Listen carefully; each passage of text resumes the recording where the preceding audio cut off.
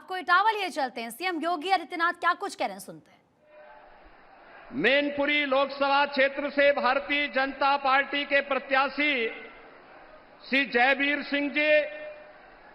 कन्नौज लोकसभा क्षेत्र से प्रत्याशी श्री सुब्रत पाठक जी,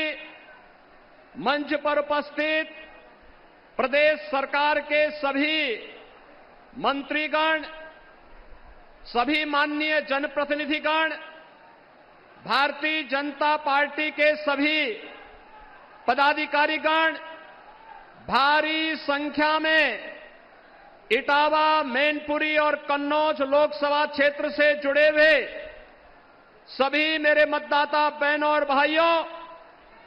आज हम सबका सौभाग्य है कि भारत माता के अनन्य साधक, भारत के यशस्वी प्रधानमंत्री आदरणीय नरेंद्र मोदी जी का इस भरतना की भूमि पर आगमन हुआ है। भरतना आगमन पर आप सबकी ओर से मैं आदरणीय प्रधानमंत्री जी का हृदय से स्वागत करता हूं, अभिनंदन करता हूं। बहनों और भाइयों, लोकसभा चुनाव के 2 चरण संपन्न हो चुके हैं और तीसरे चरण में 7 मई को और चौथे चरण में 13 मई को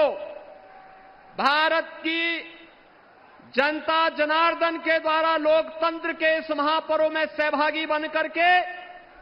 भारत के भविष्य के लिए चुनाव करना है। बहनों और भाइयों, लोकसभा चुनाव के दौरान हम इस बात को स्पष्ट देख रहे हैं, देश के अंदर वर्तमान में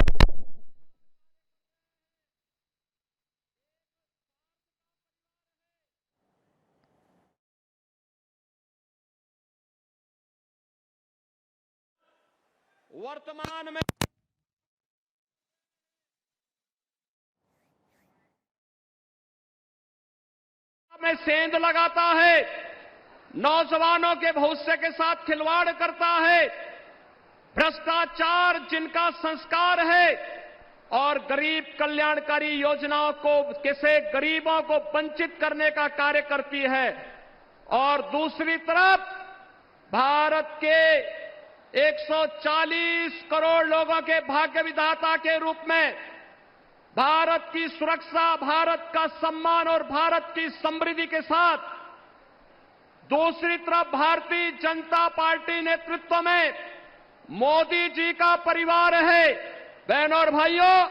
पहली बार आपको देखने को मिल रहा है विरासत, विकास और विश्वास का प्रतीक है मोदी परिवार। आज फिर एक बार मोदी सरकार निर्माण की दिशा में तेजी के साथ आगे बढ़ रहा है और आज इसी आह्वान के साथ यहां पर इटावा की इस पावन धरा पर प्रधानमंत्री मोदी जी का आगमन हुआ है। बहनों और भाइयों, ये इटावा की वही भूमि है जिस भूमि पर पहले लोग कहते थे,